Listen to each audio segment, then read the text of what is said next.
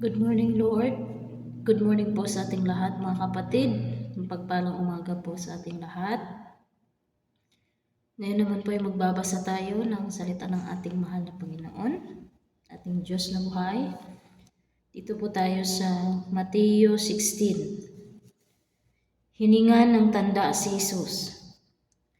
Lumapit kay Jesus ang ilang Parisiyo at Sadusiyo upang siya'y subukin. Humingi sila sa kanya ng isang himala mula sa langit. Ngunit sinabi ni Jesus sa kanila, "Kapag dapit hapon ay sinasabi ninyo magiging maganda ang panahon dahil maaliwalas ang langit. At kapag umaga na may sinasabi ninyo uulan ngayon dahil madilim ang langit. Nakakabasa kayo ng palatandaan sa langit, ngunit hindi nyo mabasa ang mga palatandaan ng kasalukuyang panahon. Lahing masama at taksil sa Diyos, humihingi kayo ng palatandaan, ngunit walang ibibigay sa inyong maliban sa himalang nangyari kay Jonas." Pagkatapos nito, umalis si Jesus. Purihin ng Diyos sa kanyang mga salita. Patuloy tayo. Ang pampaalsang ginagamit ng mga Parisiyo at mga Sadusiyo. Nang tumawid sa ibayo ang mga alagad, nakalimutan nilang magdala ng tinapay. Sinabi ni Jesus sa kanila, "Mag-ingat kayo sa pampaansang kinakalat ng mga Parisiyo at mga Sadusiyo." Nag-usap-usap ang mga alagad, "Wala kasi tayong dalang tinapay." Kaya sinasabi niya iyon.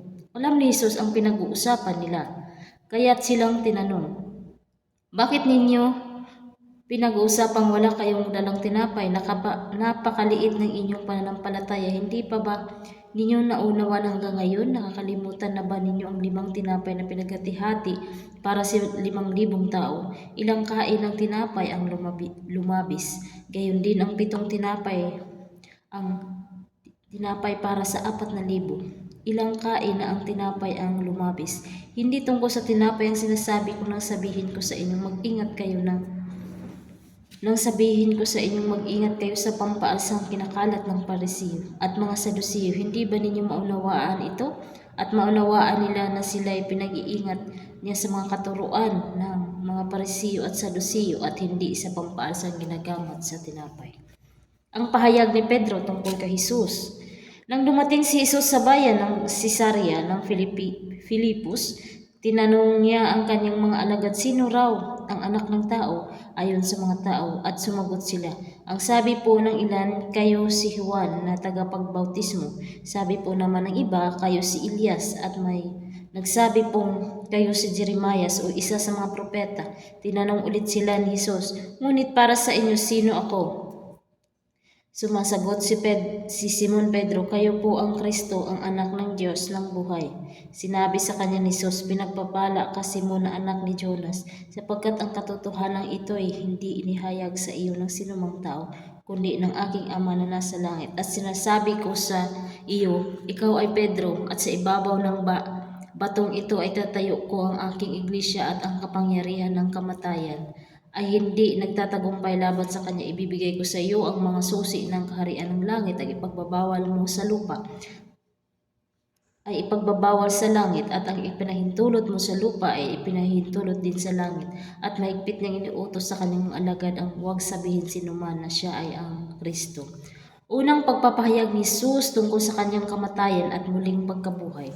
Mula noon ay pinaalam na ni Jesus sa kanyang mga alagad ang mangyayari sa kanya. Sinabi niya na dapat akong magtungo sa Jerusalem at magdanas ng maraming hirap sa kamay ng mga pinuno ng bayan, mga punong pari at mga tagapagturo ng kautusan.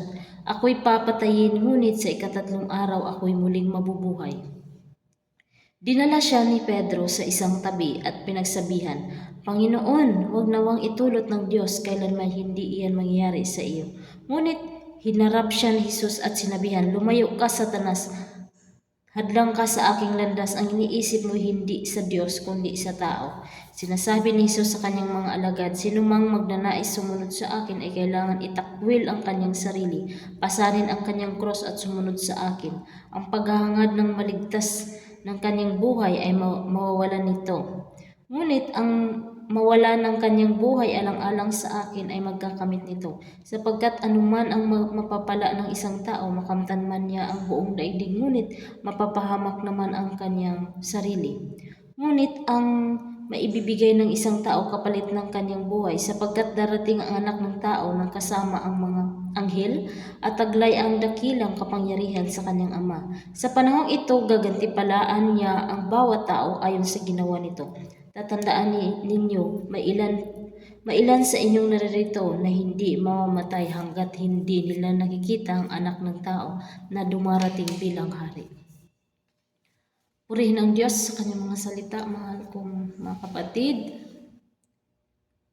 So, naway na bless po tayo sa ating mga narinig sa umagang ito, mga salita ng ating mahal na Panginoon. Naway magpatuloy lamang tayo sa ating paglilingkod sa ating Diyos na buhay at purihin ang kanyang mga salita. At mulit-muli mga kapatid, maraming salamat po sa pakikinig at maraming salamat po sa ating lahat at mapagpalang umaga po sa ating lahat.